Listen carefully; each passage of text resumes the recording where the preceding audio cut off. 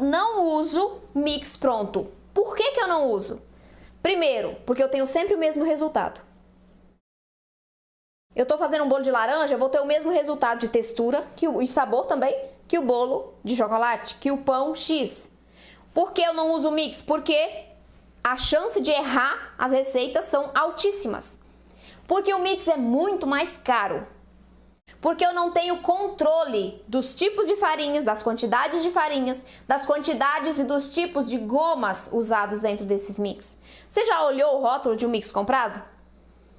Tem as farinhas, geralmente as basiconas, não tem farinhas diferentes, geralmente são as básicas. Então você não tem valor nutricional ali.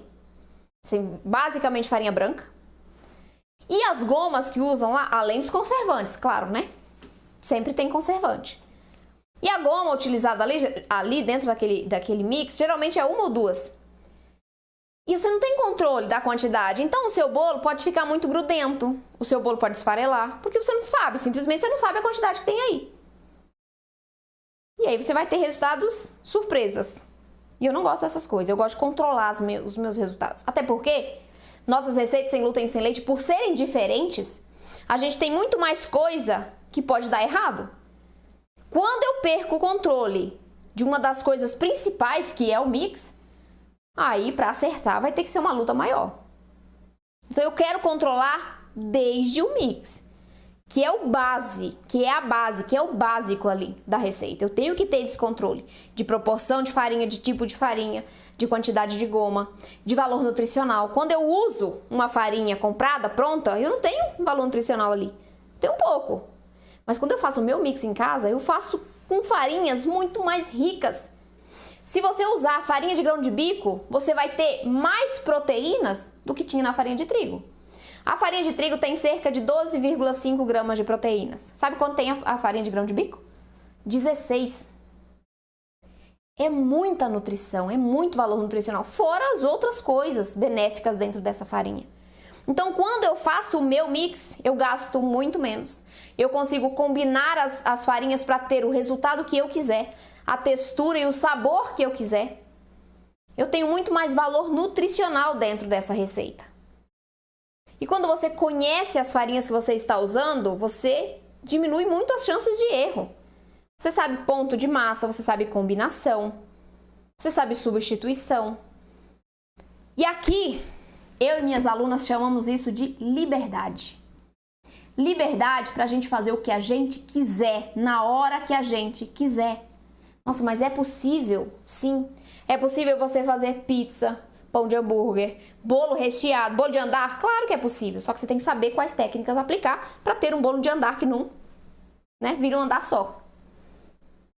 É possível a gente fazer croissant, os pães básicos do dia a dia, os pães mais sofisticados.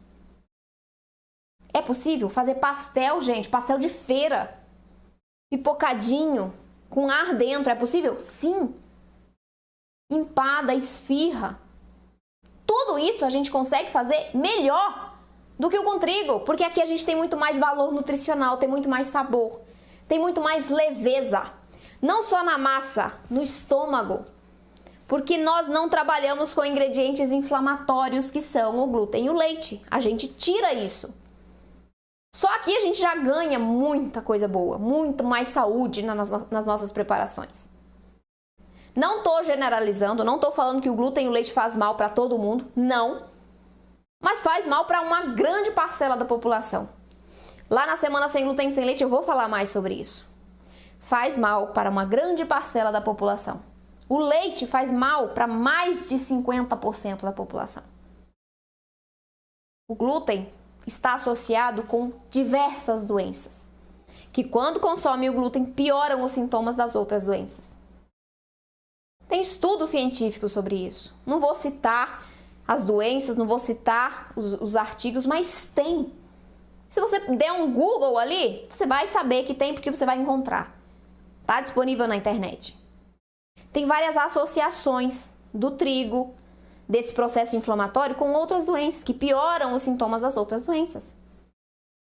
Quando alguém tem uma restrição ao glúten, né, principalmente, e sempre está continuamente consumindo, pode desencadear outras doenças. Eu tenho doença celíaca.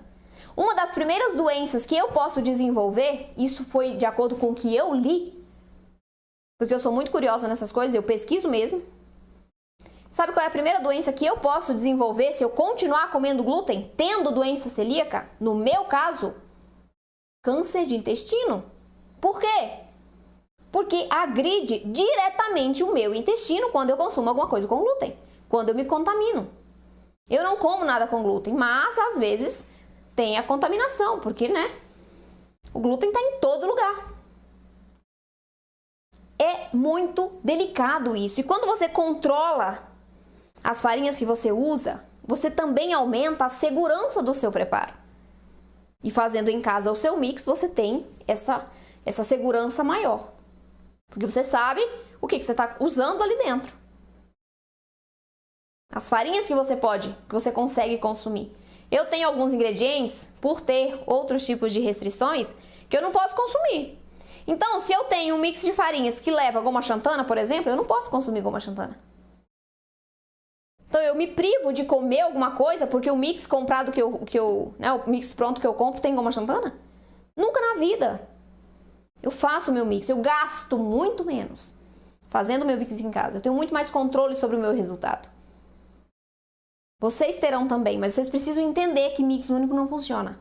Que a gente precisa conhecer as farinhas e entender o resultado para formular um mix para cada tipo de receita.